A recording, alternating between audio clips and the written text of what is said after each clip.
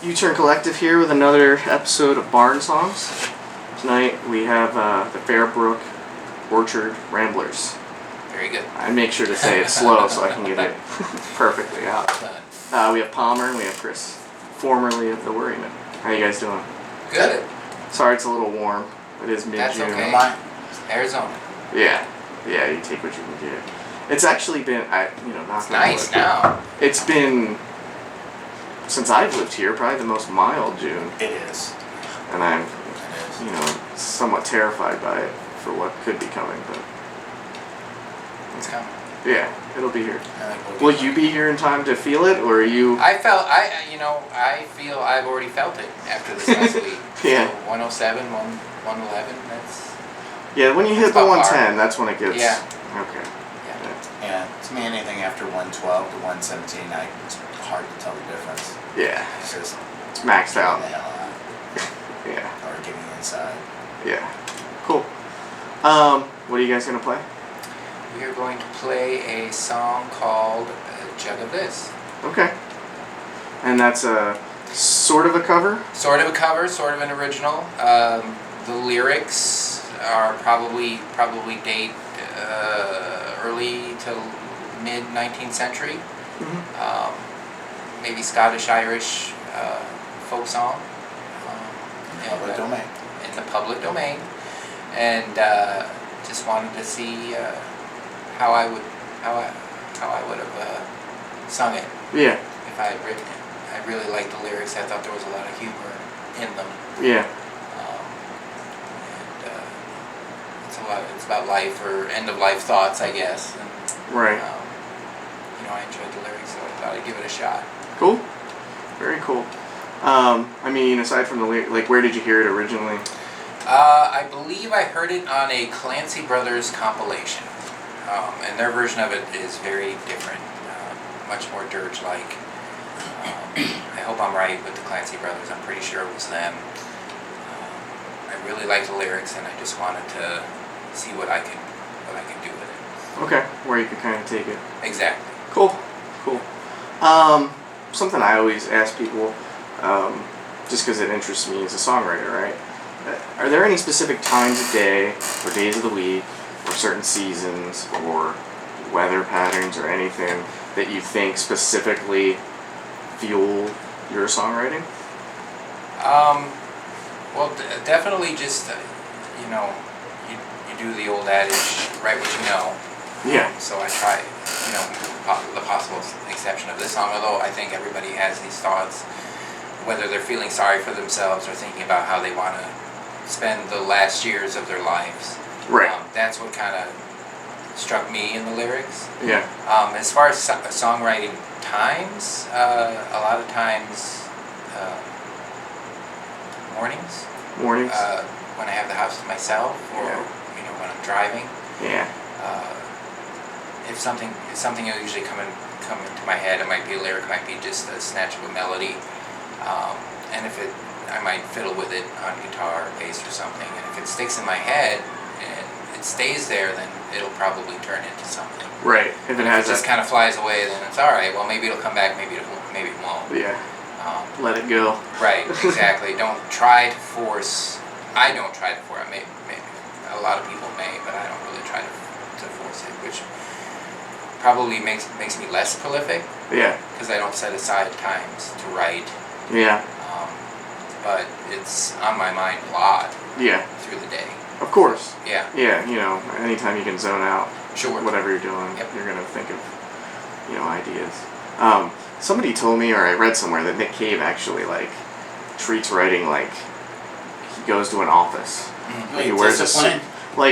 He has an office and he has a desk and he goes. And his songwriting's a little different, because it's mostly storytelling. Sure. Or just abstract lines. But someone says that he goes. It's like an 8-hour day. He treats it like 40-hour work week, or putting on my suit, clocking in, time to write. But Palmer, as an artist, I remember in high school, all my friends that went to art school, and then what were they told to do? Draw. Just keep going. Just keep doing it. Everything's a discipline, really. Yeah. But Yeah, I just would like to see the suits that Nick Cave wore into work. Oh yeah. Well, and you know that the top 2 or 3 buttons of his shirt were not Right. attached. That's funny. Yeah. Yeah. And what is it, the 10,000 hour rule or something? Well, that's the 10,000 hours of mastery. The Yeah. Gladwell equation for outliers. To be an expert at anything. I think that's probably true. I read that book. I really liked it, and I tend to agree with that. Yeah.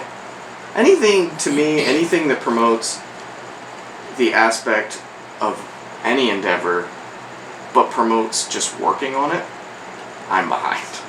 Because I think there's way too much of natural talent, or, you know, I rolled out of bed and I thought of this. Right. To me, it's all about the workman-like aspect. You know, to me, songwriting is like being a carpenter. Yeah, it's You know. true. It takes discipline. It takes more than talent today. It takes discipline. And Yeah. there's certainly people who have a lot of natural talent. Of course. Yeah. And there's others people, I guess, who struggle more with even basic musicianship. Right. They still excel and end up on the radio. But they because still write Yeah. great songs. Well, are either you guys familiar with Daniel Johnston? Of course. Yeah. I mean, the guy can't really play piano, guitar, or sing. But he's Stuff is awesome. a brilliant, like, straight It to just the comes vein together, songwriter. Like, it's all... he Was just- that movie The Devil and Daniel Johnston? I just the watched documentary. Yeah, I remember watching that quite some time ago. That was a good one. Yeah, I mean, that guy. But anyway. So the last thing I always pose to people is this band or this band, right? So what I'm going to pose to you guys, I'm going to say Roxy Music or Devo. Oh wow, definitely Devo. people. Yeah. Okay. Not just because they're from Ohio, but because Well, it's art rock, one of the original. Devo's an amazing band. Yeah. I've tried with Roxy Music. It didn't capture my imagination the same way Devo did, especially. Really? Yeah. Even the especially- early Roxy Music? Some I of the mean, early there's stuff's pretty definitely rockin'. yeah, there's definitely some things to appreciate about it, but I think it's just I guess Brian Devo Ferry's was just voice. I think it's all it really is. you know it was my early teen years when they were really starting Yeah, to break, although they had been around longer than that. right. So it's Yeah. kind of a strong memory. Just and then the way they put art with music and kind of the American pop art. Yeah, the whole thing. But there's also the subversiveness to it, kind of the oddness. Yeah. I liked it when they dialed it in. I mean, subversiveness was fine, and the art for art's sake was cool, but I like where they went with it. Yeah. I always say that I like any band that could, when they came out, nothing sounded like them. You know what I mean? Even if it's something I don't like. Like a good example of that, if you listen to the first couple of Korn records, like nobody sounded like that. I remember the first time I heard it and like the hair on my arms stood up. Like it was like, what is this? You know? Not that it's great or it held up particularly well, but nobody did that. And what's harder than being 100% original? Sure. And Devo's nothing if not Yeah, it's something original. you have to appreciate. Yeah. Yeah, because there's nothing harder than it, you know, just to come with that kind of idea out of left field. Yeah. And as And I'm it saying just seemed, that, compared to a lot of what was going on at the time, just so surreal yeah, and like anti-pop, but anti-pop, and you can tell it's like, oh, they're really just yeah, kind It was of before going the at anti- commercial music, yeah. commercially. Well, and what's funny is, you know, they're breaking as sort of as MTV's coming into its own, taking off. So it would be easy to be anti that establishment by the 90s, right? But Right. Devo was like, before it even got Right. going, they were already Yeah. anti that. You know, Using that as a platform. Yeah, that's fun. yeah, pretty cool. Cool. All right, cool.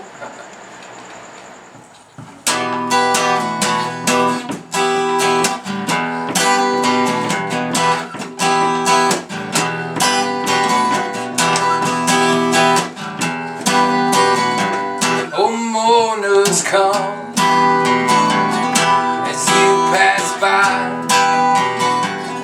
Come in and drink.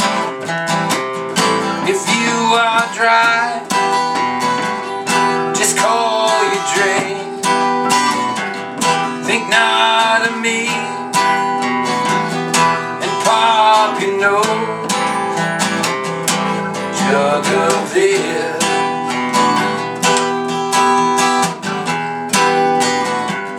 When I am old and can scarcely crow, with an old gray beard and a head that's bald, crown my desire, fulfill my will, a pretty young thing, a jug of this.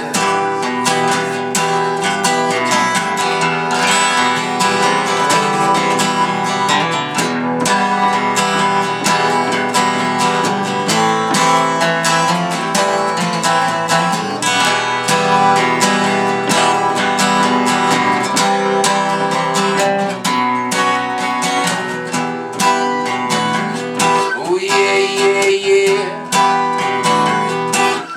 Yeah, yeah. Oh yeah, yeah, yeah. Yeah, yeah. When I am in my grave and death, and all my sorrow